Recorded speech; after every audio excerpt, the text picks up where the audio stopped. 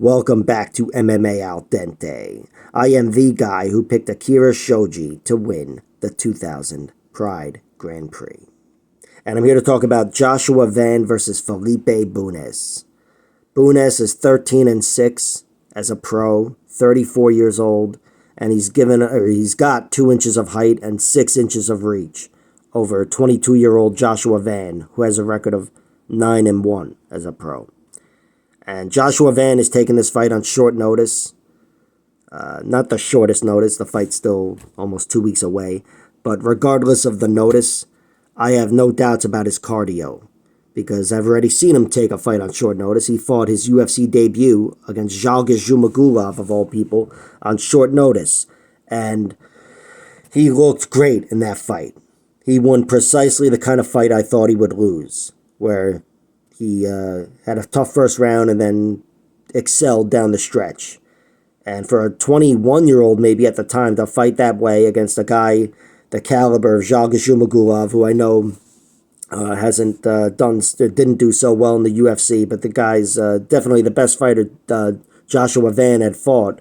And he looked really comfortable in there, and again, especially down the stretch. And that was a great look for him because he had never won a decision before, never even gone to a decision.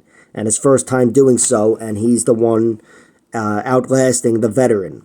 And, of course, in his next fight, Kevin Borjas, his last fight, I should say, his most recent fight, he looked even better in a decision fight. That's his only other decision at the UFC level, of course, and he looked great there. Just snowballing and getting better and better as the fight went on. More volume and more energy. So I have no doubt about his cardio, having taken the fight on short notice. And he seems like a very, very bright prospect.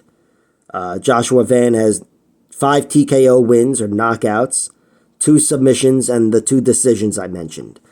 He definitely is very comfortable on the feet. I mean, this guy is a great, comfortable striker, throws punches and combinations, knocked this one guy out, Paris Moran, with a jab at the end of a combination, rips to the body, was excelling with body shots against Kevin Borjas, and has some knockout power. Head kicked a guy. Of course, I talked about the guy knocked out with the combination. But even if Joshua Van is not a knockout artist at the UFC level, with UFC physicality, he is still going to be an above-average striker for sure. He's very comfortable. And on the ground, while I think it's secondary for him, he has shown enough on the ground where I'm interested. He has just 2 submissions. One of them is a calf slicer that he had, and to be fair, he could have TKO'd this guy, but he had back control briefly, and of the 7 different ways he could have taken it, he went for a calf slicer and got it. So, at the very least, that hints at a whole world of knowledge for Joshua Van. On the flip side, that's where his one loss took place. He was submitted by this guy, Devon Jackson. And that guy was like a mini gorilla, just strong as all fuck, and Joshua Van was doing well. I mean, he wasn't doing well in the fight, but he was doing well defending submissions, where I still took something away from that for his submission defense, thinking there's a lot there. But in the end, he succumbed to a rear naked choke deep into round 2. I think he was fatigued, and this guy was just too strong. But that's his own one and only loss, and other than that, he's looked great. And in the UFC, he's looked really, really good. If not, so dangerous, but definitely very comfortable for a 22-year-old kid.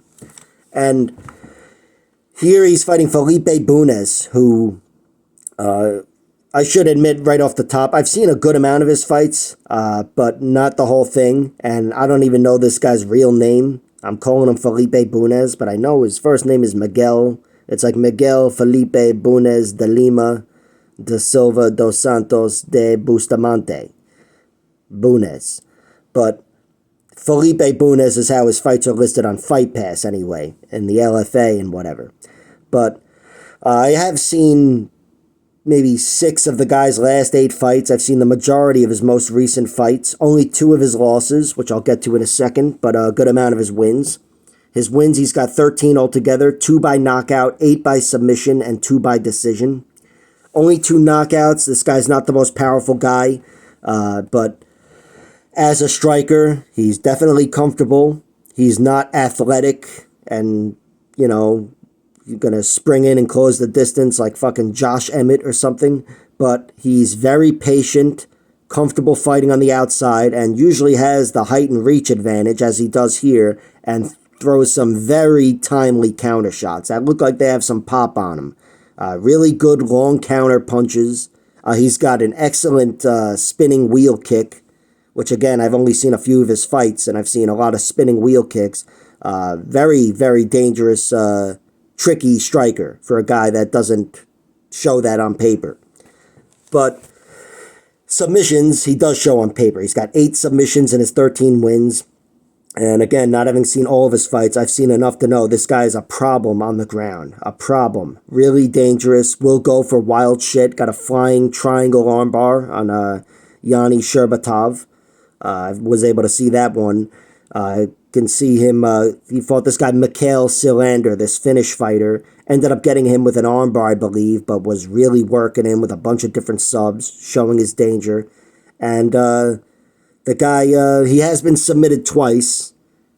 Once to Jussier Formiga, who, if you don't know, just a few years ago was top 5 in the world. Very close to a title. And ground fighter, almost purely. Well, you know, a ground fighter first and foremost, not purely. But Jussier Formiga was much bigger than him in that fight. There was a lot of horse shit, and he ended up strangling him in round 2. And there's no shame in losing to Jussier Formiga, even without horse shit, because that guy was a world-class fighter, and still is.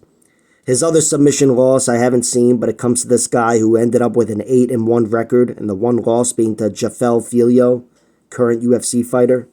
So, on paper alone, and knowing that was his debut where he lost that submission, I think it was an armbar or whatever. Debuts are almost forgivable anyway, but with the extra context, I can overlook that, and I can say overall, this guy is a submission threat, and I really trust him to be a danger on the ground. Even against Joshua Van here, I still don't know exactly where to place him on the ground. I have a feeling Felipe Bunes would be much more dangerous, you know, despite the calf slicer that Joshua Van hit. And Felipe Bunes, one loss I was able to see, one of his decision losses. He's got 4 of them, and it was a very close fight. It was one of those fights where he might have lost the points battle under the 10-point must system, but overall, he got the better of the guy. This guy, Katuev, I think, or Shatuev. But either way, he ended up in a deep armbar. He ended up getting the guy in a deep armbar in the closing minute of the fight, closing seconds, and definitely overall, I thought got the better of the guy, but he lost the decision. Whatever. Either way, I think with the experience and the danger that Felipe Bunes has shown, and even on the feet, again, he's got height and reach, and he knows how to use it. I still think Joshua Van will lead the dance, but I think Felipe Bunes, at the very least, will test him. And again, keep in mind, Bunes has never been knocked out. But still, I'm picking Joshua Van because I love what I've seen from him. So I'm picking him, but I'm not betting on him. Minus 200, even if the odds were a little tighter. Felipe Bunes is one of these dangerous guys with twice the experience. And he's a guy that I still don't have the firmest handle on, breaking him down. But I see enough danger to know he's a test for Joshua Van, because Joshua Van, despite everything he's shown, his one loss is by submission, and this guy Bunes is dangerous as fuck. So I'll go with Joshua Van by decision, but I'm staying the fuck away from it. Like, share, subscribe, all that horse shit. Check out my other videos.